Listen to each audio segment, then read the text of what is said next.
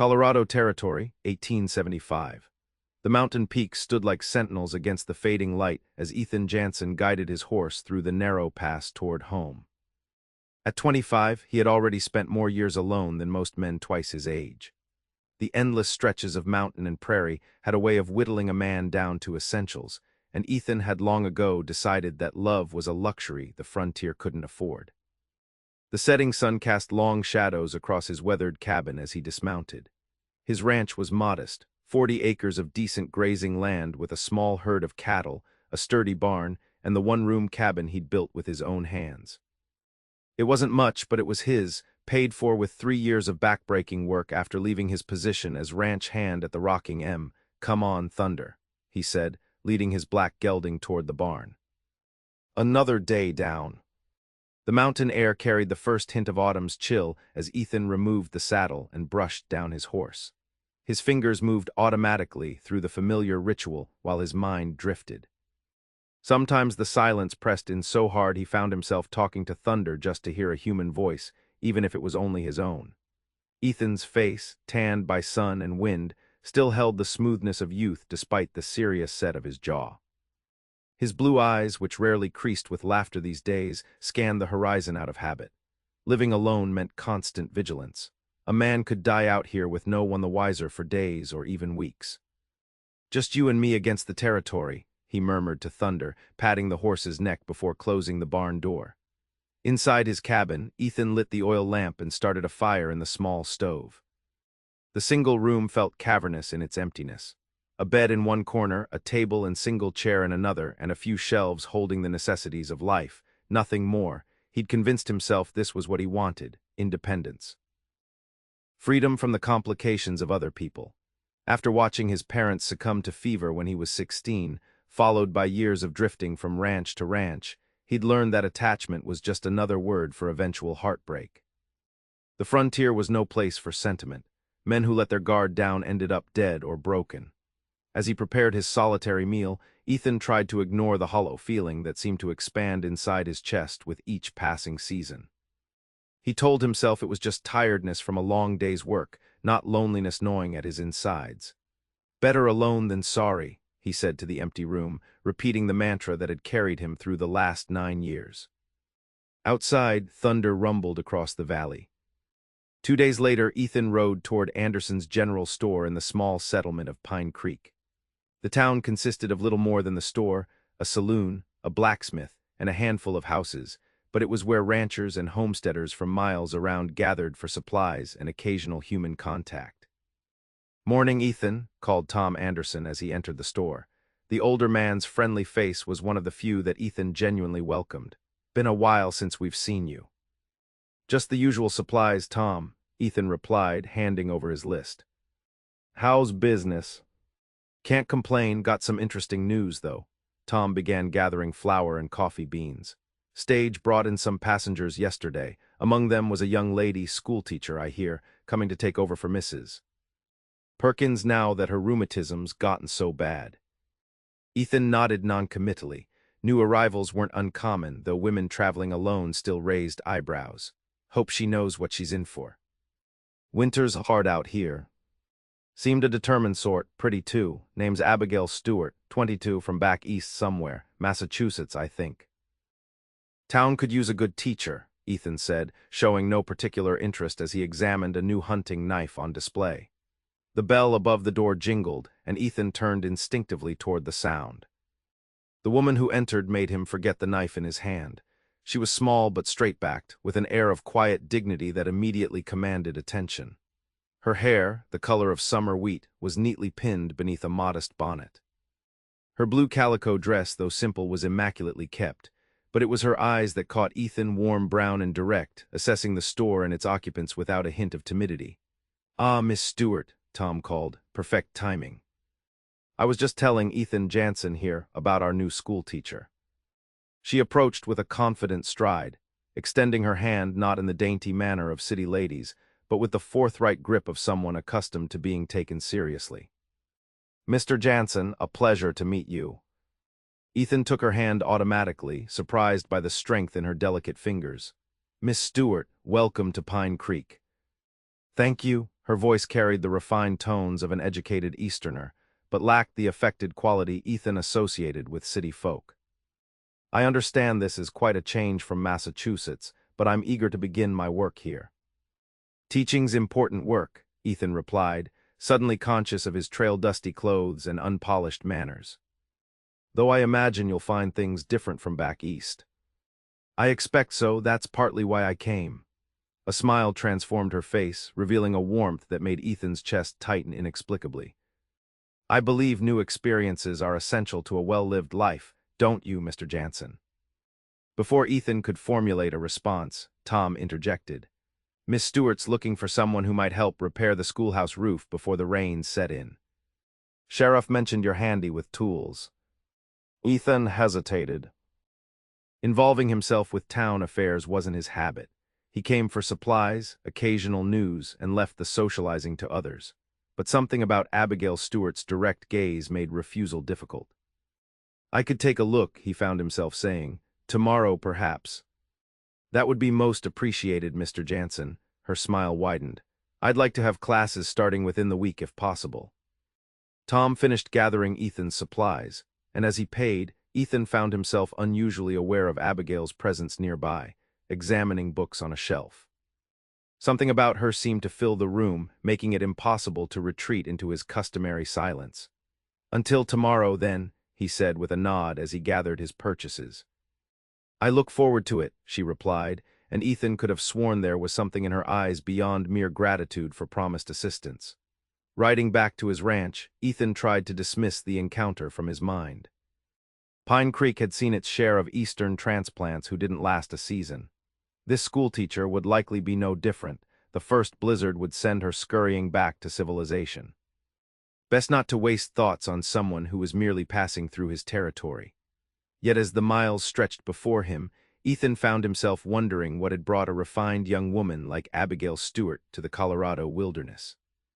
And why, despite his determination to maintain his solitude, he was looking forward to tomorrow's task more than he had anticipated anything in years. The schoolhouse stood at the edge of town, a simple wooden structure that had seen better days. As Ethan approached the next morning, he spotted Abigail outside, attempting to clear debris from the yard. She wore a simple brown skirt and white blouse, her wheat blonde hair partially contained in a practical bun, with escaped tendrils framing her face. "Good morning, Miss Stewart," he called, dismounting. She turned, brushing a strand of hair from her flushed face.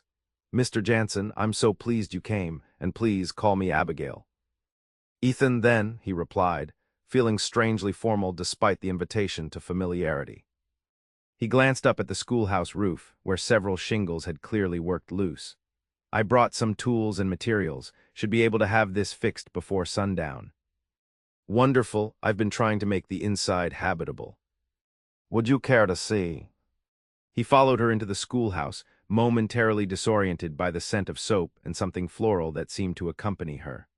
The single room was dusty but spacious, with rows of battered desks facing a larger desk at the front.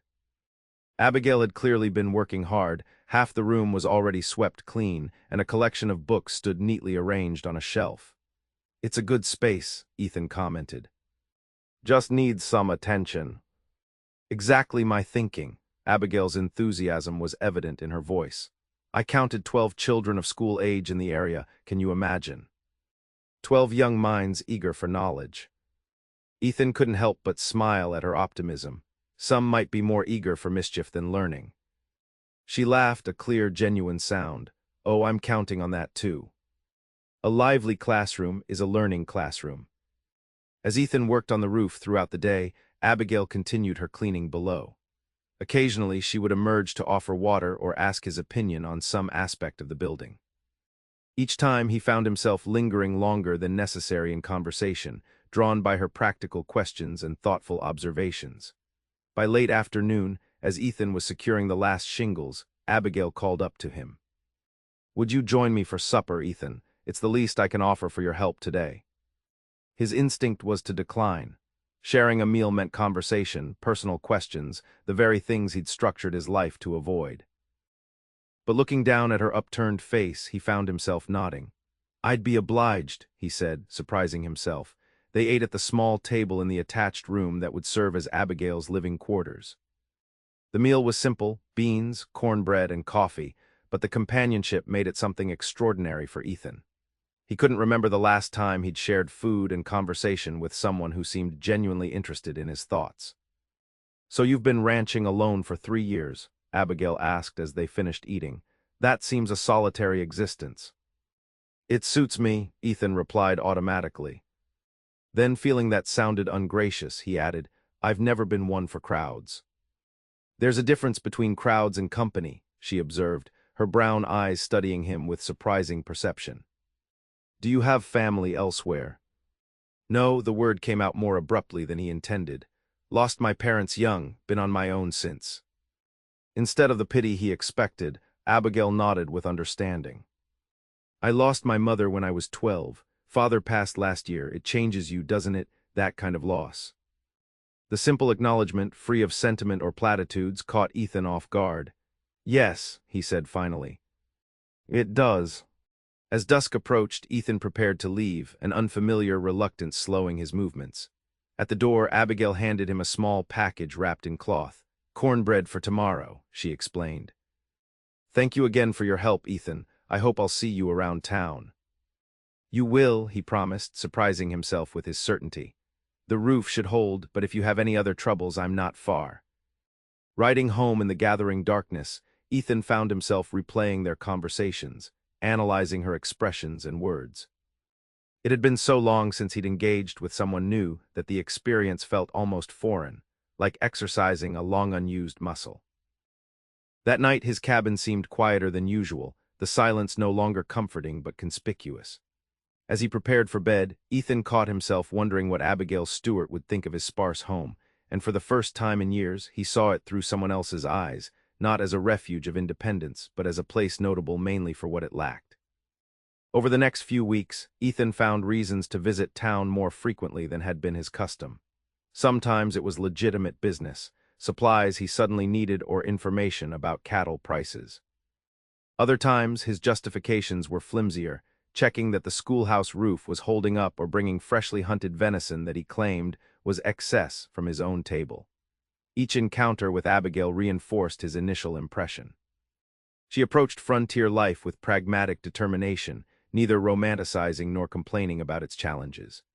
The school was now in full operation, and on his visits, Ethan sometimes arrived as classes were ending, watching from a distance as children spilled from the building, Abigail's voice calling reminders about assignments. On one such afternoon in early October, Abigail spotted him and waved him over. "Perfect timing, Mr. Jansen," she said, slipping back into formality in front of her departing students. "I was hoping for a consultation on our geography lessons." Inside the schoolhouse, now transformed into an orderly classroom adorned with maps and student work, Abigail showed him a crude map of the territory she'd drawn on the blackboard. "I realized I've been teaching from books that are woefully outdated," she explained. "You know this land better than most. I thought perhaps you could help me identify the major landmarks for the children." Ethan studied the chalk outlines. "I could do better than that," he offered. "I could take you to see some of them, if you'd want to, that is." The suggestion came out before he'd fully considered it. Taking Abigail on a riding tour would mean hours alone together, away from the watchful eyes of the town. Her face brightened. "I'd love that. Saturday perhaps. I have no school duties then." And so, that Saturday found them riding side by side into the foothills, Abigail on a gentle mare borrowed from the livery stable. She rode well for an Easterner, sitting straight in her split riding skirt, her hair partially loose beneath a wide-brimmed hat. "How far does your land extend?" she asked as they passed through a stand of aspens, their leaves golden in the autumn sunlight. "To that ridge line," Ethan pointed. "Not the biggest spread, but good grazing and a reliable spring." "It's beautiful," she said simply. "I understand why you chose it." They rode higher, Ethan pointing out landmarks. The pass that led to Denver, the creek that fed the valley, the distant peaks that served as navigation points. At midday, they stopped by a clear mountain stream where Ethan spread a blanket for their lunch. "May I ask you something, Ethan?" Abigail said as they ate. He nodded, apprehension mixing with curiosity. "Why do you live so alone? You're clearly capable, well regarded in town.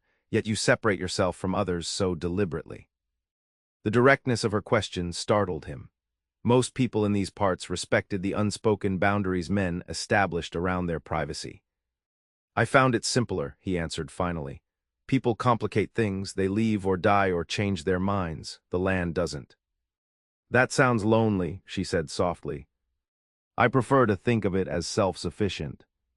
Abigail was quiet for a moment, her eyes on the flowing stream. May I share something with you, something I haven't told anyone in Pine Creek? Ethan nodded, unexpectedly honored by her confidence. I came west partly because I was running away, she admitted. Back in Boston, I was engaged to be married. Frederick was from a good family, respected, established. Everything a sensible woman should want, she paused. 3 weeks before our wedding, I found him with another woman, not just any woman, my cousin. Ethan's jaw tightened with unexpected anger on her behalf. The betrayal was painful enough, she continued, but what was worse was realizing I felt almost relieved. I'd been preparing to marry a man I respected but didn't love, to live a life laid out by others' expectations. Her eyes met his directly. So when the teaching position in Colorado Territory was advertised, I saw it as providence, a chance to discover who I might be away from all those expectations. That took courage, Ethan said, genuinely impressed. She shook her head. Not courage, necessity. I couldn't breathe there anymore. Her gaze intensified.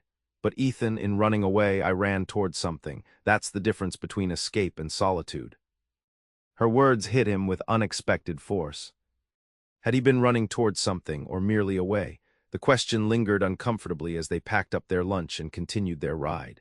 As the afternoon waned, dark clouds gathered over the mountains, and Ethan frowned at the sky. We should head back, weather changes fast up here. They had only covered half the distance to town when the storm broke, rain pouring down in blinding sheets. Thunder crashed overhead, causing Abigail's mare to shy nervously. My cabin's closer, Ethan shouted over the downpour. This way.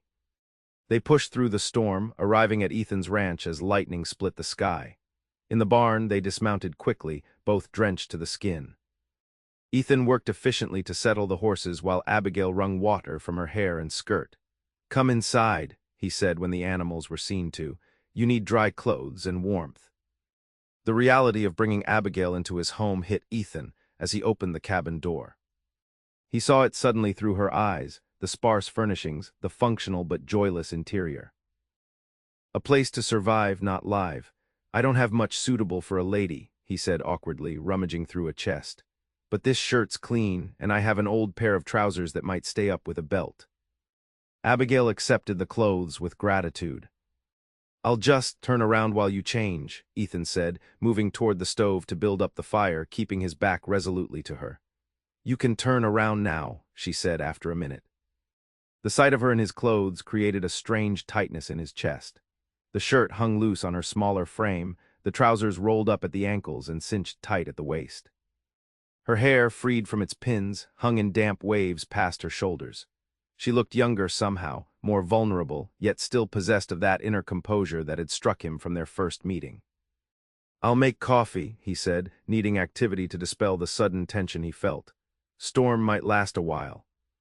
As the cabin warmed and their clothes dried by the fire, the initial awkwardness gave way to conversation. Ethan found himself speaking more than he had in years, telling Abigail about his parents' small farm in Missouri, their deaths from fever, his years drifting westward from ranch to ranch. I learned something different at each place, he explained, surprising himself with his openness. How to read the weather, treat horsehair, mend fences. By the time I was 20, I could do most everything needed to run a ranch. Just needed land of my own.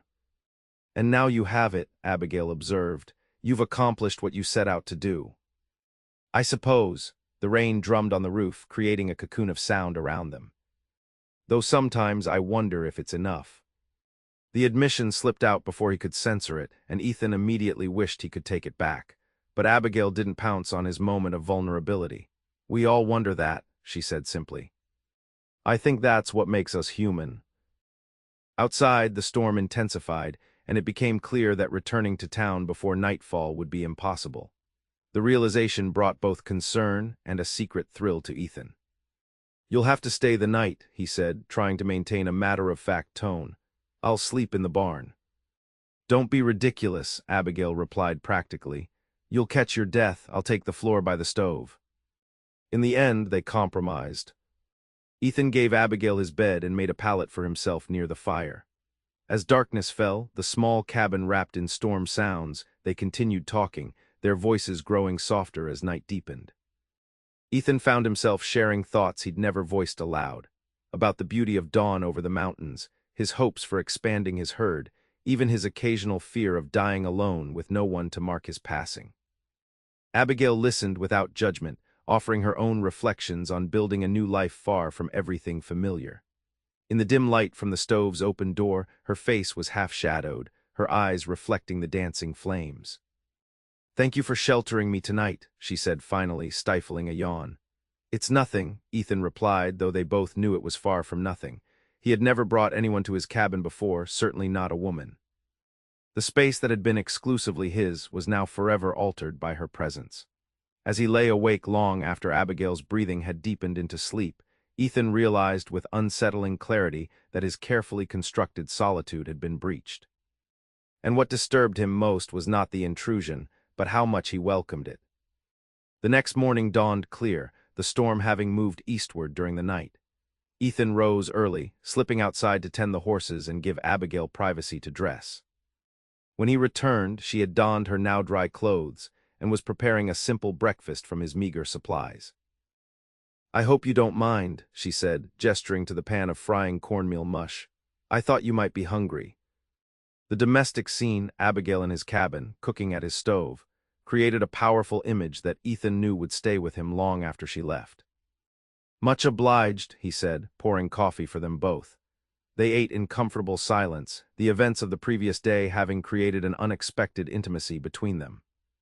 After breakfast, Ethan saddled their horses for the ride back to town. "People will talk," he said as they prepared to leave, suddenly conscious of how it would look, the schoolteacher returning after a night away with the solitary rancher. Abigail met his gaze steadily. "People always talk. I'm more concerned with truth than appearance." The ride to Pine Creek passed too quickly. As they approached the outskirts of town, Ethan felt a growing reluctance to end their time together. At the livery stable, he helped Abigail dismount, his hands lingering at her waist perhaps a moment longer than necessary. "Thank you for everything, Ethan," she said, her voice carrying a warmth that resonated through him. "The tour, the shelter, the conversation." "My pleasure," he replied, meaning it more sincerely than any words he'd spoken in years. As predicted, their return generated considerable interest among Pine Creek's residents. Ethan could feel curious eyes on them as he walked Abigail to the schoolhouse. At her door, he hesitated, uncertain of the proper farewell. "Would you care to join me for Sunday dinner next week?" she asked suddenly. "I've been invited to the Miller's farm, and Mrs. Miller specifically said I should bring a friend if I wished." Friend, the word both pleased and disquieted Ethan. Was that what they had become in the span of a day and night? "I'd be honored," he found himself saying. Walking back through town alone, Ethan nodded to several people who greeted him with newfound curiosity. For perhaps the first time since arriving in Pine Creek, he felt visible, connected to the community through his association with Abigail. The sensation was not entirely comfortable. Visibility meant vulnerability, and Ethan had spent years perfecting his isolation as a form of protection. Yet as he rode back to his ranch, the cabin that awaited him seemed different, no longer a refuge, but suddenly a place defined by absence. Absence of conversation, absence of shared meals, absence of Abigail's quiet presence that somehow filled a room without demanding attention. That night, lying in the bed where she had slept, Ethan faced an uncomfortable truth. His carefully constructed solitude, which he had mistaken for independence, now felt like nothing so much as emptiness. Sunday dinner at the Miller's farm marked a turning point. Seated beside Abigail at the crowded table, surrounded by the Miller family and several other guests, Ethan found himself gradually drawn into the community he had held at arm's length for years. "Ethan, you must tell Martha about that mountain lion you tracked last winter," Frank Miller encouraged. "She doesn't believe they come so close to town." As Ethan recounted the story, he noticed Abigail watching him, a small smile playing at her lips. Her obvious enjoyment of his company bolstered his confidence, and he found himself contributing to conversations he would normally have avoided. After dinner, as the group moved to the porch to enjoy the mild autumn evening, Frank took Ethan aside. "Good to see you coming around more, Jansen," he said, his tone friendly but direct. "Beginning to think you'd decided we weren't worth knowing." "Never that," Ethan replied, somewhat abashed. "Just got used to keeping to myself." Frank's weathered face creased in understanding. Frontier can do that to a man, make him forget he's part of something larger. He glanced meaningfully toward Abigail, who was helping Mrs. Miller serve coffee to the other guests. "Seems Miss Stewart might be changing your thinking on that score." Ethan couldn't deny it. In the weeks since the storm, he had found himself in town almost daily, ostensibly on ranch business but inevitably finding his way to the schoolhouse. Sometimes he assisted with repairs, other times he simply walked Abigail home after classes. Each encounter deepened a connection he had neither sought nor expected, but now couldn't imagine being without. As autumn deepened toward winter, Ethan's life developed a new rhythm. His solitary existence expanded to include regular interactions with others, Sunday dinners with various families after church, which he now attended faithfully, occasional evenings at the Millers or the Johnsons, and most precious of all, quiet conversations with Abigail. They established a pattern of Saturday rides when weather permitted, exploring the territory together. Ethan found himself seeing his familiar landscape through new eyes as Abigail asked questions or pointed out details he had long overlooked, the intricate pattern of lichen on a boulder, the precise shade of blue in a jay's wing, the way certain clouds foretold specific weather changes. "You notice things differently," he told her during one such ride. "Makes me wonder what else I've been missing all these years." She turned to him, her expression thoughtful. "Perhaps that's what companionship offers us, different perspectives on the same world." The word companionship hung between them, inadequate yet safe. Ethan was increasingly aware that his feelings for Abigail had progressed beyond friendship, but uncertainty held him back from any declaration. She was educated, refined, from a world vastly different from his. And despite her evident enjoyment of his company, he could not be sure she viewed him as anything more than a friend who had eased her transition to frontier life. As the first snows of winter dusted the mountains, Pine Creek prepared for its annual harvest festival, a community gathering before the harsh winter months limited travel and social interaction. The schoolhouse, being the largest building in town, was to serve as the venue, and Abigail threw herself into the preparations with characteristic enthusiasm. "You'll come, won't you?" she asked Ethan as they walked through town one crisp afternoon. "Everyone's contributing something. Mrs. Johnson is baking pies, the Millers are bringing cider, and Mr. Anderson is organizing music." "What would you have me contribute?" Ethan asked, amused by her excitement. "Your presence," she said simply. "That's contribution enough." The evening of the festival arrived clear and cold, stars pricking the dark sky as Ethan rode into town. The schoolhouse blazed with light, and the sounds of laughter and music spilled into the night. Inside, the room had been transformed, desks pushed against walls to create space for dancing, tables laden with food, pine boughs and dried flowers decorating the walls. Ethan spotted Abigail immediately. She wore a dress he hadn't seen before, deep blue with delicate embroidery at the collar. Her hair was arranged more elaborately than usual, though a few rebellious strands had already escaped to frame her face. She was speaking animatedly with Mrs. Johnson, but as if sensing his presence, she looked up and met his gaze across the room. The smile that illuminated her face sent a surge of warmth through Ethan that had nothing to do with the crowded room. She excused herself and made her way to him. "You came," she said, as if there had been any doubt. "Wouldn't miss it," he replied, suddenly conscious of his best shirt, worn but clean, and his freshly trimmed hair. He had taken unusual care with his appearance tonight, a fact that had not gone unnoticed by himself. The evening progressed in a whirl of activity, shared food, conversation with neighbors who now greeted Ethan as one of their own, and eventually dancing as Tom Anderson and two other men played fiddle and harmonica. Ethan, who had never learned formal dancing, initially held back, but Abigail eventually persuaded him to join a simple reel that required little skill beyond following the pattern of movement.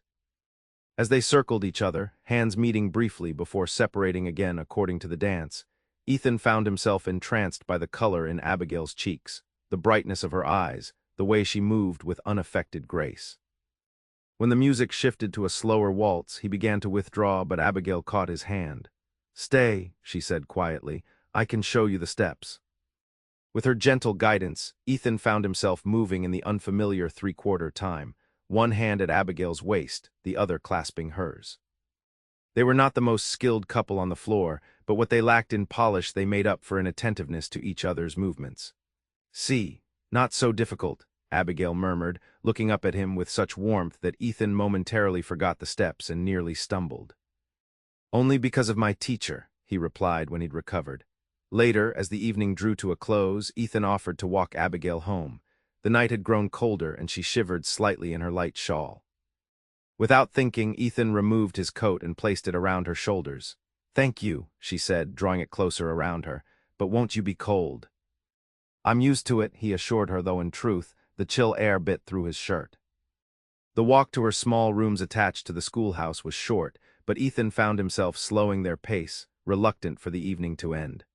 At her door, Abigail returned his coat, her fingers brushing his in the exchange. "I had a wonderful time tonight," she said, her voice soft in the darkness. "As did I." Ethan hesitated, then added, "Abigail, these past months." Words failed him. How could he articulate the transformation she had wrought in his life? How his solitude, once a point of pride, now seemed hollow compared to the richness of connection she had shown him. Before he could find the right words, a figure emerged from the shadows near the schoolhouse, Matthew Hayes, the young blacksmith who had recently established himself in Pine Creek. Ethan stiffened, instinctively stepping slightly away from Abigail. "Evening, Miss Stewart Jansen," Hayes called, approaching with an easy confidence that grated on Ethan. "Fine celebration tonight." "It was indeed, Mr. Hayes," Abigail replied politely. "Are you headed home?" "Yes, ma'am. Thought I'd check the schoolhouse windows were all secure, what with the wind picking up. Wouldn't want you getting a chill overnight." The solicitous concern in Hayes's voice carried an undercurrent of interest that was not lost on Ethan. He had noticed the blacksmith's attention to Abigail on previous occasions, but had dismissed it as the natural response of any unmarried man to a beautiful, unattached woman. "That's thoughtful, but I believe everything is secure," Abigail assured him, "and Mr. Jansen was just seeing me safely home." Hayes nodded, his gaze shifting between them with speculation. "Of course. Well, good night to you both, then." As he walked away, an uncomfortable silence fell between Ethan and Abigail. "You were saying," she prompted gently after a moment, but the interruption had broken Ethan's resolve. "Nothing important," he said, suddenly uncertain. "Just that I'm glad I came tonight." A flash of disappointment crossed Abigail's face, so quickly that Ethan might have imagined it. "As am I," she said, her voice slightly cooler than before. "Good night, Ethan. Thank you for the dance lessons." "Good night, Abigail." Walking back to his horse, Ethan cursed his cowardice. Hayes's appearance had reminded him of an uncomfortable reality. Abigail was admired by many in town, men who could offer her more than his modest ranch and limited social graces. What presumption had led him to think she might see in him a potential suitor rather than merely a friend? The ride home was lonely, the cold seeping through his shirt and into his bones. But it was nothing compared to the chill of doubt that had taken root in his heart. The weeks following the harvest festival brought the first serious snow of the season. Ethan found himself confined to his ranch more than he would have liked, the journey to town made difficult by drifted snow and treacherous ice. His visits to Pine Creek became less frequent, and when he did make the journey, he found reasons to avoid lingering at the schoolhouse. The distance he imposed was not solely due to weather. Hayes's interest in Abigail had awakened Ethan's old insecurities. Rather than risk his heart only to lose her to a better prospect, he began to rebuild the walls of solitude he had so carefully constructed before her arrival. December arrived with bitter cold. 3 days before Christmas, Ethan finally made the difficult ride to town for essential supplies. Pine Creek was festively decorated despite the harsh weather, evergreen boughs and red ribbons adorning storefronts. At Anderson's store, he was loading his purchases when Tom mentioned casually, "Been a while since we've seen you, Ethan. Miss Stewart was asking after you just yesterday." Ethan's hands stilled on a sack of flour. "Was she?" Tom nodded, his expression careful. Seemed concerned. Said you'd promised to help with the Christmas program at the school but hadn't been by to discuss it. Ethan had indeed made such a promise weeks earlier, but had subsequently convinced himself that Abigail would find other assistance. "Weather's been bad," he said lamely. "Not so bad that Hayes couldn't make it up to fix her stove," Tom observed. "Twice in the last week, I believe." The casual comment landed like a physical blow. Ethan finished his business as quickly as possible and left, but instead of immediately heading home, he found himself riding toward the schoolhouse. Through the window, he could see Abigail working with several children, presumably rehearsing for the Christmas program. Her face was animated as she directed their movements, her hands gesturing expressively. Watching her, Ethan felt the protective walls he'd been rebuilding crumble. He dismounted and approached the door, knocking softly. When Abigail answered, her expression registered surprise followed by guarded pleasure. "Ethan. We weren't expecting you. I heard there was a Christmas program needing help," he said, attempting a smile. "If the offer still stands." "Of course," she replied, though her usual warmth seemed tempered. "We're just finishing rehearsal for today. Would you like to come in?"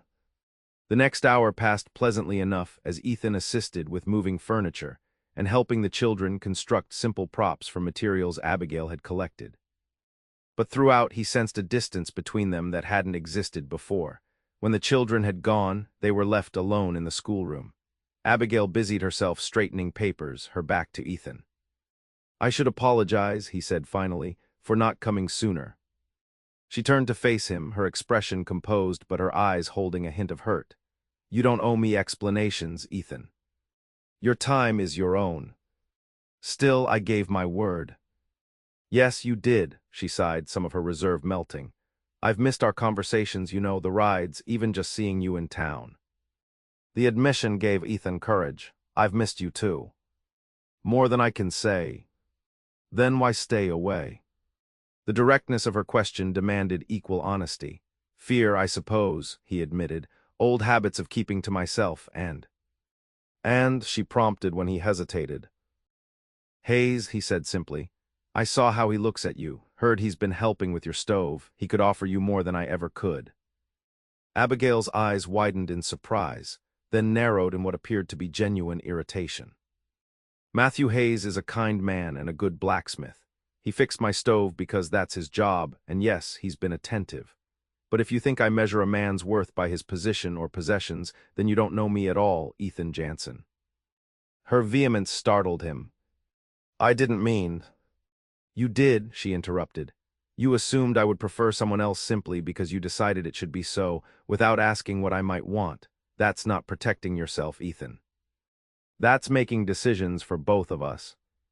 The justice of her accusation silenced him. She was right, he had withdrawn based on assumptions, not truths. "You're right," he said finally. "I'm sorry." Her expression softened slightly.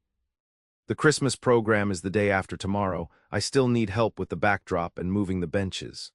She hesitated, then added more gently, "And I would very much like it if you would attend." "As my guest." "I'll be there," Ethan promised, feeling as though he'd been offered a reprieve he scarcely deserved. As he prepared to leave, Abigail moved to the small cupboard near her desk and withdrew a package wrapped in brown paper and tied with string. "I was going to ask Tom to deliver this if you didn't come to town before Christmas," she explained, holding it out to him. "But since you're here." Ethan accepted the package, oddly moved by the simple gift. "I have nothing for you," he admitted. "That's not why I gave it," she assured him. "Open it when you're home." That night, sitting by his fire, Ethan carefully unwrapped Abigail's gift. Inside the paper was a hand-knitted scarf in deep blue wool, along with a small book of poetry. A note tucked between the pages read, "For the cold rides between your ranch and town. I hope they continue, Abigail." The simple message conveyed forgiveness and hope. Holding the scarf, Ethan made a decision. He had allowed fear to dictate his actions for too long, fear of loss, fear of rejection, fear of the vulnerability that came with caring deeply for another person. It was time to choose differently. The next day, despite heavy snow, Ethan rode to town with determination. His first stop was Anderson's store, where he selected a gift he hoped would convey what he still struggled to express in words. Then, with Tom's guidance, he made additional purchases before returning to his ranch to prepare for the Christmas program. The evening of the program arrived clear and cold, stars brilliant in the winter sky. Ethan dressed with unusual care, his best shirt freshly pressed, his boots polished, and around his neck Abigail's blue scarf. The small package containing her gift was tucked securely in his coat pocket. The schoolhouse was transformed for the occasion, decorated with evergreens and candles. Nearly everyone in Pine Creek and the surrounding homesteads had turned out, the room crowded with families bundled against the cold. Ethan slipped in just as the program was beginning, finding a place at the back where he could observe without being immediately noticed. The children performed admirably, reciting poems, singing carols, and enacting a simple nativity scene. Throughout, Abigail moved among them, offering encouragement and gentle direction when needed. Watching her, Ethan felt a certainty he had never before experienced. This was the woman with whom he wanted to share his life. After the performance concluded to enthusiastic applause, the community lingered, sharing refreshments and conversation. Ethan made his way slowly through the crowd toward Abigail, who was accepting congratulations from parents and neighbors. When she finally saw him, her face brightened. "You came," she said, echoing her words from the Harvest Festival, but this time with unguarded pleasure. "I promised I would," he replied, suddenly conscious of the many eyes upon them. "The children did wonderfully. You should be proud." "Thank you," she noticed the scarf and smiled. "It suits you." "It's perfect," he assured her. "Abigail, could we speak privately, just for a moment?" Curiosity in her eyes, she nodded and led him to the small anteroom that served as her office. Away from the crowd, Ethan found his carefully prepared words deserting him. Instead, he simply took the package from his pocket and offered it to her. "Merry Christmas," he said quietly. Abigail unwrapped the gift carefully, a small silver locket on a delicate chain. "It's beautiful," she breathed, opening it to find it empty. "Thank you, Ethan." "I thought," he began, then faltered, gathering his courage. "I thought perhaps someday it might hold a likeness, if you wanted, of us." Her eyes widened as she grasped his meaning. "Ethan." "I love you," he said simply. "I think I have since that first day in Anderson's store. You've changed everything for me, Abigail, shown me that the life I thought I wanted was missing its most important element." "And what element is that?" she asked, her voice barely above a whisper. "You," he said, "your perspective, your courage. Your way of seeing beauty and possibility where I saw only survival." Abigail's eyes filled with tears, but her smile was radiant. "I was beginning to think you would never say it." "That I love you." "That and whatever comes next," she said, a gentle challenge in her voice. Ethan took her hands in his. "Abigail Stewart, would you consider building a life with me? It wouldn't be as comfortable as what you knew in Boston. My ranch is modest, and I'm still learning how to be part of a community rather than apart from it. But I promise you this. I would spend every day trying to make you happy, to be worthy of the gift you've given me in showing me what it means to truly live rather than merely survive." A tear spilled down Abigail's cheek. "Yes," she said simply. "Yes, I would consider that. In fact, I've been considering little else these past months." With gentle reverence, Ethan placed the locket around her neck, his fingers brushing the soft skin at her nape. Then, mindful of their public setting but unable to restrain himself completely, he leaned forward and placed a tender kiss on her forehead. "We should rejoin the others," Abigail said after a moment, though she made no move to step away. "They'll be wondering where we've gone." "Let them wonder," Ethan replied, but he offered her his arm nonetheless. "Though I suppose we should tell them our news." As they re-entered the main room, several knowing glances were exchanged among the townspeople. Ethan's regular visits to the schoolhouse had not gone unnoticed, nor had Abigail's obvious pleasure in his company. Tom Anderson was the first to approach them, his eyes twinkling. "Congratulations seem to be in order," he said, nodding toward the locket now visible at Abigail's throat. Word spread quickly through the gathering. Before long, Ethan and Abigail found themselves surrounded by well-wishers, their hands clasped firmly together as they accepted congratulations and good-natured teasing about their courtship. Hayes approached last, his expression revealing disappointment but no bitterness. "Best wishes to you both," he said with genuine grace. "You're a fortunate man, Jansen." "I know it," Ethan replied, feeling a new respect for the blacksmith. As the celebration continued around them, Ethan found himself reflecting on the extraordinary journey that had brought him to this moment. Less than a year ago, he had been convinced that solitude was his natural state, that connection was a liability rather than a strength. Now, watching Abigail laughing with Mrs. Johnson, her face alight with happiness, the locket gleaming at her throat, he understood how profoundly wrong he had been. The frontier was harsh, yes. Life could be cruel and unpredictable. But it was precisely those realities that made love not a luxury but a necessity. The sheltering warmth against winter's bite, the shared strength against adversity, the light that transformed mere survival into living. Spring came early that year, the snow retreating up the mountainsides by early March. The aspen trees budded with fresh green, and wildflowers began to dot the meadows around Ethan's ranch, now being expanded with an addition to the cabin and improvements to the corral and barn. The wedding was set for April, a time of renewal that seemed fitting for their new beginning. The entire community had become involved in the preparations, from Mrs. Miller's work on Abigail's dress to Tom Anderson's donation of special provisions for the celebration. On the morning of the wedding, Ethan stood on his porch, watching the sun rise over the mountains. The sky transitioned from deep purple to fiery orange to clear blue, a spectacle he had witnessed countless times yet never appreciated as fully as now. The past months had been filled with preparations, not just for the wedding, but for the life they would build together.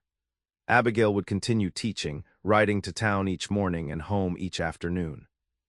The school board had initially expressed concerns about employing a married woman, but Abigail had argued persuasively that frontier education couldn't afford to lose qualified teachers to such arbitrary restrictions.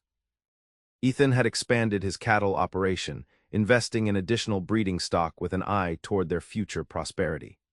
The cabin now boasted a second room and a larger kitchen, improvements he had undertaken with help from neighbors who had once been strangers but were now friends. As he prepared for the ceremony, Ethan reflected on the transformation of his life. The solitude he had once clung to as a shield now seemed a pale imitation of the richness he had found in connection, not just with Abigail, but with the community she had helped him join. The small church in Pine Creek was filled to capacity for the ceremony. Abigail, radiant in a simple white dress with blue ribbon trim, walked toward him with steady steps and eyes that never left his. When they exchanged vows, Ethan's voice rang clear with certainty. This was no tentative step but a decisive choice, a commitment to the truth he had finally embraced. That love was not a vulnerability, but the greatest strength he could possess. The celebration afterward lasted well into the evening, with music and dancing spilling from the schoolhouse into the clear spring night. As the festivities continued, Ethan and Abigail slipped away, riding together toward their ranch, their home. In the soft darkness, with the mountains standing sentinel against the starlit sky, Ethan drew his horse alongside Abigail's. "Happy?" he asked, though her radiant expression had already answered the question. "More than I ever imagined possible," she replied. "When I came west, I was seeking independence, a chance to define myself away from others' expectations." She reached across the space between them to take his hand. "I never expected to find someone with whom I could be both independent and utterly connected." "You saved me," Ethan said simply. "From a loneliness I didn't even recognize until you showed me what was missing." As they crested the final rise and their ranch came into view, lamplight glowing in the windows from the preparations Frank Miller and his sons had made earlier that day, Ethan felt a sense of completion unlike anything he had known. The land was still as beautiful, the mountains as majestic, the challenges of frontier life as real. But now they were shared, the beauty appreciated through two sets of eyes, the hardships faced with combined strength. The solitary cowboy who had once defined himself by his isolation had found, in the courageous schoolteacher from the East, not a compromise to his independence but its fulfillment. For in choosing love, Ethan Jansen had not diminished his frontier strength but multiplied it, creating a partnership that would weather whatever storms the untamed West might bring.